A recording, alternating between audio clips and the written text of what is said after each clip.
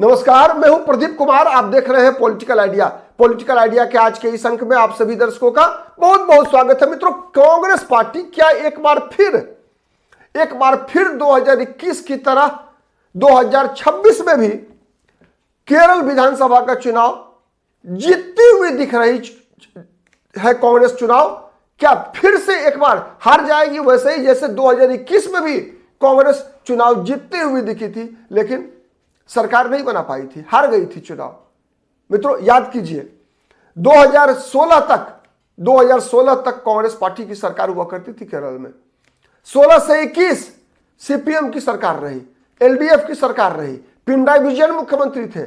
केरल का इतिहास था 5 साल पर सरकार बदलने का, लेकिन 2021 में नहीं बदला। क्यों नहीं बदला? इसलिए नहीं बदला कि कांग्रेस के प्रति विधानसभा चुनाव में लोगों का मोहभंग हुआ। कई कारणों से हुआ, बताऊंगा मैं आपको इस वीडियो में मित्रों।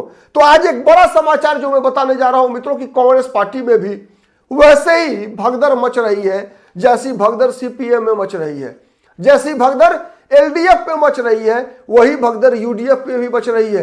कांग्रेस पार्टी के भी उम्मीदवार, कांग्रेस पार्टी के भी मजबूत नेता पार्टी छोड़ रहे हैं, बीजेपी में शामिल हो रहे हैं। चाहे इस बात सीपीएम के एस राजेंद्र की करें, चाहे कांग्रेस पार्टी की आर रेशमी की करें। मित्रों, कल ही कांग्रेस की जो महिला कांग्रेस की प्रदेश महासचिव रही, जो स्टेट जनरल सेक्रेटरी रही, आर रेशमी ने पार्टी से इस्तीफा दे दिया, कांग्रेस पार्टी से इस्तीफा दे दिया और बीजेपी में शामिल हो गई। मित्रों, ये आर रेशमी पिछला विधानसभा चुनाव 2021 में केरल में जो वर्तमान में वित्त मंत्री है, सीपीएम के उम्मीदवार के.एन. बालागोपाल के खिलाफ लड़ी थी, मात्र 10,000 वोट से हारी थी। चुनाव से ठीक पहले कांग्रेस से इस्तीफा दे दिया, बीजेपी में शामिल हो गई। तब भी जब कांग्रेस पार्टी के विधानसभा में विधायक दल के नेता वी.डी. सतीशन और कोड्डाकुनिल सुरेश जैसे वरिष्ठ नेता ने आर रेशमी को समझाने का पूरा प्रयास किया, वैसे ही जैसे भूपेन बोरा को असम में कांग्रेस में रोकने के लिए राहुल गांधी ने, मल्लिकार्जुन खड़गे ने समझाने का पूरा प्रयास किया, लेकिन नहीं माने, बीजेपी ज्वाइन कर लिया।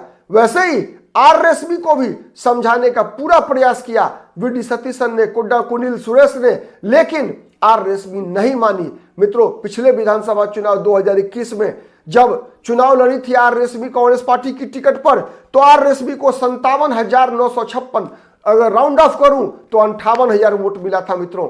और वही सीपीआईएम के जो उम्मीदवार हैं, जो वर्तमान में वित्त मंत्री है के.एन. बालागोपाल, उनको 68,770 वोट मिला था। लगभग 10,000 वोट से जो है के.एन. बालागोपाल चुनाव जीतने में कामयाब रहे थे। बीजेपी के उम्मीदवार वयक्कल सोनम को 21,223 वोट मिला था मित्रों।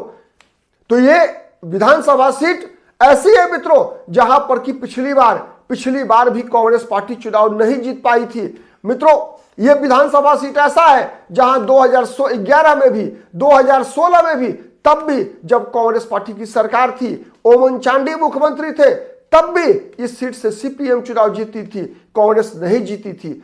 आर रेशमी कांग्रेस की टिकट पर कड़ा मुकाबला किया था वित्त मंत्री के.एन. बालागोपाल का, लेकिन यही आर रेशमी ने पार्टी से इस्तीफा दे दिया, बीजेपी ज्वाइन कर ली है। वी.डी. सतीशन के समझाने के बावजूद, जैसे मैंने बताया, भूपेन बोरा को समझाया था राहुल गांधी ने, मल्लिकार्जुन खड़गे ने, फिर भी भूपेन बोरा बीजेपी में शामिल हुए। तो क्या, किस बात का संकेत है? एक तरफ सीपीएम के नेता एस राजेंद्रन जैसे नेता बीजेपी में शामिल हो रहे हैं, सीपीआई के नेता अनिल बालन जैसे नेता कांग्रेस पार्टी के खिलाफ, इंडियन यूनियन मुस्लिम लीग के खिलाफ भारतीय जनता पार्टी की भाषा में बोल रहे हैं कि 2040 तक, कई सीपीएम के नेता बोल रहे हैं कि 2040 तक केरल जो है मुस्लिम बहुल राज्य बन जाएगा, इस प्रकार की आशंका जाहिर कर रहे हैं। तो क्या ये भारतीय जनता पार्टी के प्रति, भारतीय जनता पार्टी चाहे सीपीएम हो, चाहे सीपीआई हो, चाहे कांग्रेस पार्टी छोड़कर बीजेपी में शामिल होने का जो एक सिलसिला चल पड़ा है केरल में, क्या यह भारतीय जनता पार्टी के पक्ष में कुछ चमत्कार होने का के तरफ इशारा कर रहा है? मित्रों, ये चीजें तो पता चलेगा 2 महीने बाद, जब विधानसभा चुनाव के परिणाम निकल कर आएंगे। लेकिन जो संकेत निकल कर आ रहे हैं मित्रों, वो संकेत स्पष्ट इशारा कर रहा है कि केरल के राजनीतिक इतिहास में मित्रों 1952 से लेकर 2026 का विधानसभा चुनाव होने जा रहा है। पहला यह विधानसभा का चुनाव होगा जब केरल में मुकाबला त्रिकोणीय होता हुआ दिख रहा है। पहला चुनाव है जब मुकाबला त्रिकोणीय होता हुआ दिख रहा है मित्रों। पहला चुनाव होगा जब हिंदुओं का ध्रुवीकरण होता हुआ दिख रहा है मित्रों। यह पहला चुनाव है जब हिंदू के साथ क्रिश्चियन मतदाता केवल इसलिए बीजेपी के साथ आने को तैयार है, या आप कह लीजिए मजबूर है, क्योंकि उनको डर वहां इंडियन यूनियन मुस्लिम लीग से है मित्रों। यह पहला चुनाव है जब वहां सीपीएम के नेता भी हिंदू कार्ड खेलने का प्रयास कर रहे हैं। सीपीएम के कई नेता, सीपीआई के कई नेता बता रहे हैं कि 2040 तक केरल जो है मुस्लिम बहुल राज्य बन जा सकता है मित्रों। केरल वह राज्य है जहां से सबसे अधिक लोग आईएसआईएस में शामिल होने के लिए गए थे मित्रों। केरल वह राज्य है जहां से लव जिहाद नाम का टर्म सबसे पहले लाइमलाइट में आया मित्रों।